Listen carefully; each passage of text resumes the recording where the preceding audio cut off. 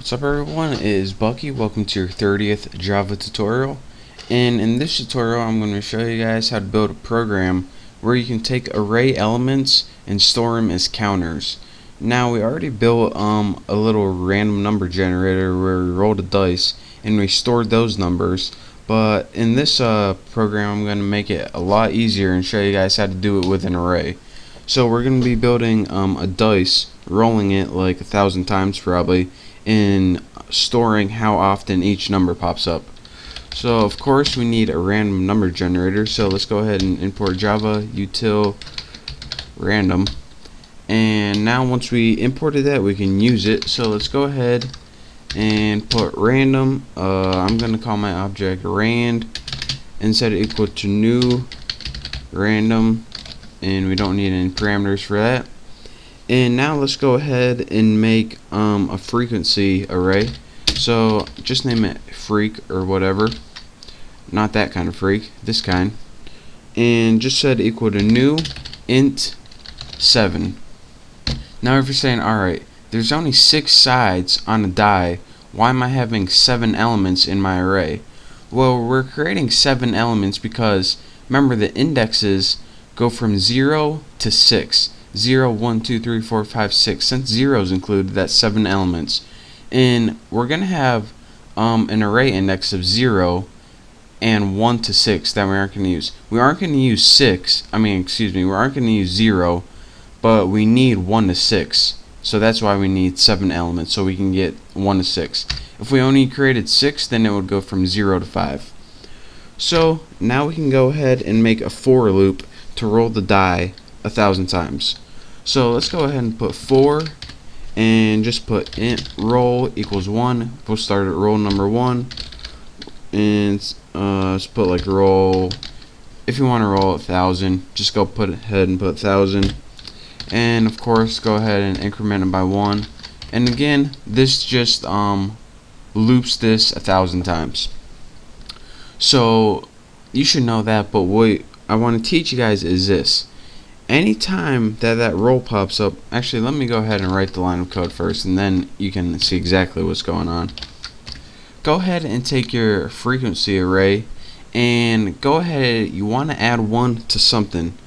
You want to go ahead and put your random number generator in this, and ours was named rand.nextInt, and of course we want, let's see, 6.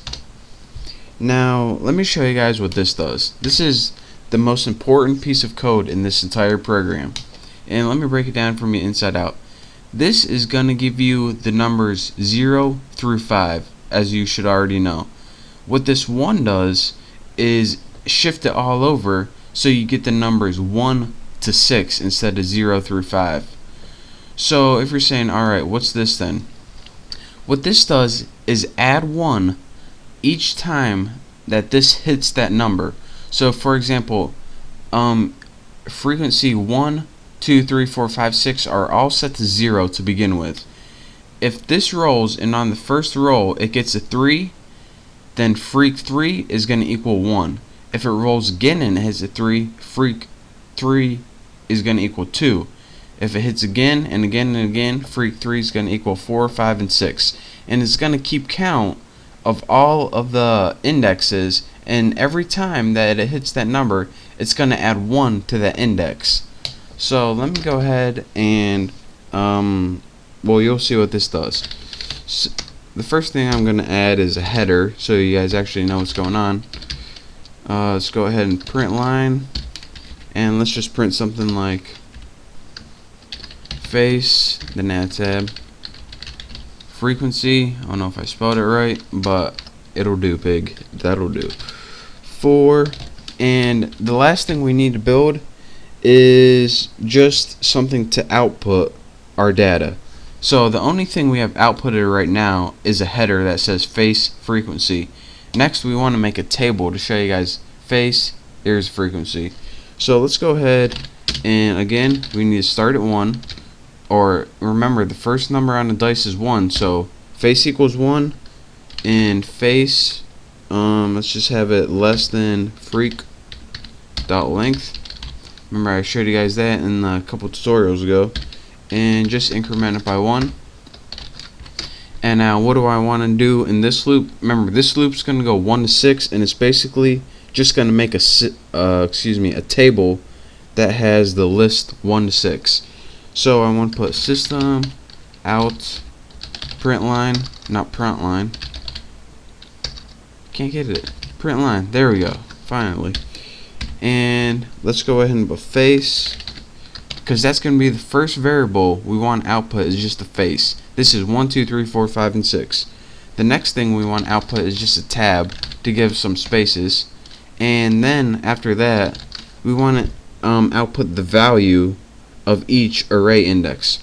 So put your array, name your array right there, and put your indexes right there. So let me run this program, make sure I don't have any errors, and I'll show you guys what we got. We got a table that says face and frequency, and again we got that just by adding this face frequency, and then we have your array index number and your array value. Index number, value, index number, value. And again, if you're wondering, alright, I know right here we created an array with 7 and this equals 6. Well, actually your array index, it starts at 0, but we just wanted output on the table 1 because we don't need 0 for anything. We could have added 0 right there, and when you ran it, it would give us this. It would give us 6 to 1, and it would give us 0. But again, since this dice doesn't have a 0, we didn't use it. So that's why 0 equals 0. So now you can see the number 1 rolled 160 times, the number 2 rolled 158 times, and after rolling the dice 1,000 times, here's the distribution of all that. So again, let me talk to you guys one last time and show you guys exactly what we did. Imported a random number generator right here. You guys know how to do that. We made an array called frequency, and we set it equal to 7 elements in that array. What we did right here was make a random number generator to roll the numbers 0 through 5, and we moved that over so it rolled 1 to 6. Anytime it rolled one of those numbers, it took and added 1 to that index or that value in that array. Next, we just made a header right here, and right here what we did is we just made a basic table. We started it from 0, which we actually started at 1, but I just showed you guys. We went all the way to 6, and this just made 1 to 6, and then we just outputted the value. So again, we outputted the dice number, which was the index number, and the value.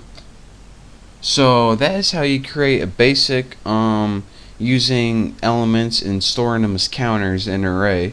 So it's kind of confusing, but just play around with it and trust me, you'll get the hang of it. So thank you guys for watching my 30th Java tutorial. There's going to be a lot more to come, so keep an eye out. Don't forget to subscribe to my channel, and don't forget to check out all my latest contests. So again, thank you, and hopefully I'll see you next tutorial.